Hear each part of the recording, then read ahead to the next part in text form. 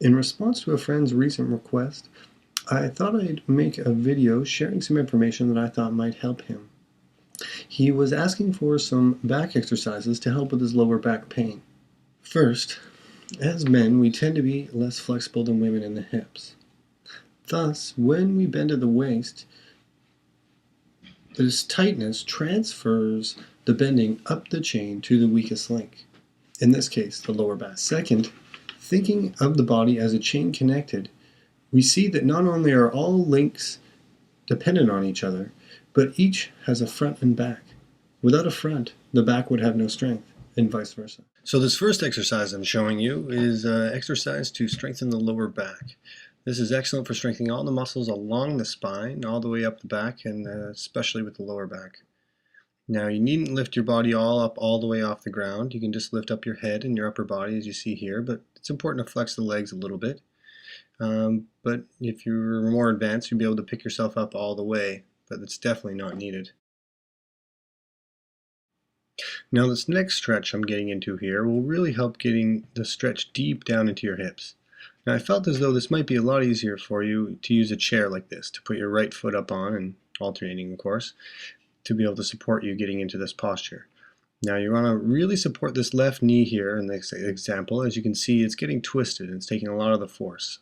So my left hand is supporting it, taking a little bit of pressure off it. My right hand is pulling on my back of my right thigh to help with the stretch. And I'm of course stretching my left hamstring and deep down into my left hip.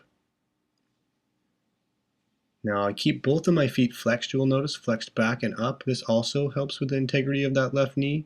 And you see at all times, even when I move my hands, I trade my hands to maintain that integrity. Yeah, that's right, deep down in the hip. Maintain that integrity on that knee. Now if you find you aren't able to go as deep with this stretch and your right leg is having to be a little more straight and lied out in the chair, that's fine too. You can do this on your couch or whatever. And you just pull yourself up to wherever seems to work for your body. Now the second exercise I have here is just more or less a simple crunch. Standard positioning, you lie flat on your back, knees up, and try to keep feet kind of parallel. If they have to be spread out, that's okay too. Do the best you can. Now the important thing is I'm kind of got a thumb under my chin and on my temples. Now there's no pressure and I'm not lifting my head. But it's to remind myself that I want to keep my face kind of parallel to the ceiling, if you imagine that. So you're not trying to do this traditional sit up towards your knees. You're really just trying to lift your face straight up towards the ceiling. And even if you just lift your head 2 inches off the floor, you're engaging all these lower abdominal muscles here.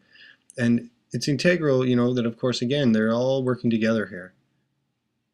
And again, here's a view from the side.